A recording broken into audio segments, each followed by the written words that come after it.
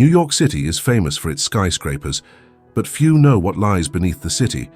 Miles of tunnels, sewers, and foundations support everything we see.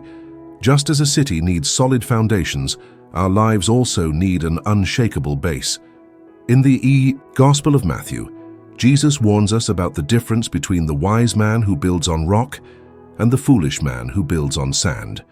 Which one are you, the wise and the foolish? The Gospel of Matthew was written between 50 to 60 AD for a Jewish audience. Matthew was a former tax collector.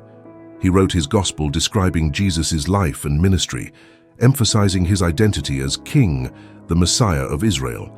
In Matthew 7:24-27 it says, "Therefore, everyone who hears these words of mine and puts them into practice is like a wise man who built his house on the rock. The rain came down, the streams rose, and the winds blew and beat against that house. Yet it did not fall, because it had its foundation on the rock. But everyone who hears these words of mine and does not put them into practice is like a foolish man who built his house on sand. The rain came down, the streams rose, and the winds blew and beat against that house, and it fell with a great crash." Something to reflect on. New York City's skyline is iconic, but few people know about the city beneath the city. There are over 9,000 miles of sewer lines running beneath it, where 1.3 billion gallons of wastewater flow daily, along with 9,000 sewer caps. There are also 100 miles of subway tracks, all built underground over a century ago.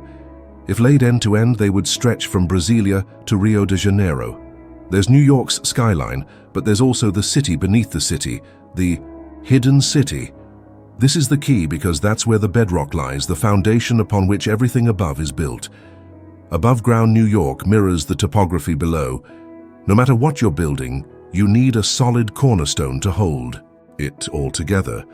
If you don't build on the rock, you're in big trouble. The most crucial part of growth is the foundation. Without it, we'll always be at risk of collapse, forced to start over from scratch. This principle is even more true in our spiritual lives than in the physical. In today's passage, Jesus presents the image of one builder who constructed on rock and another who built on sand. Only when the storm came were the foundations of each house revealed. Jesus wants us to pay attention to our foundations. Are we building wisely? Because sooner or later the storm will come.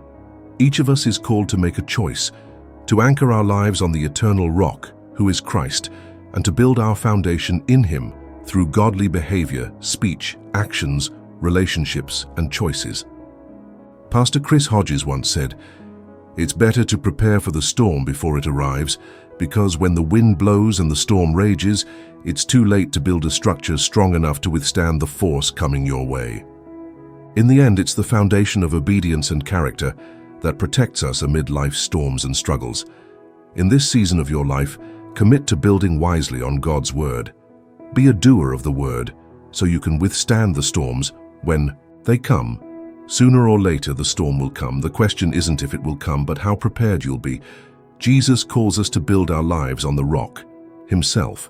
Practice the Word, strengthen your character, and make choices that honor God. That way, when the winds blow, you'll stand firm. Commit today to build wisely. Oh, and don't forget to subscribe and hit the bell for more uplifting content.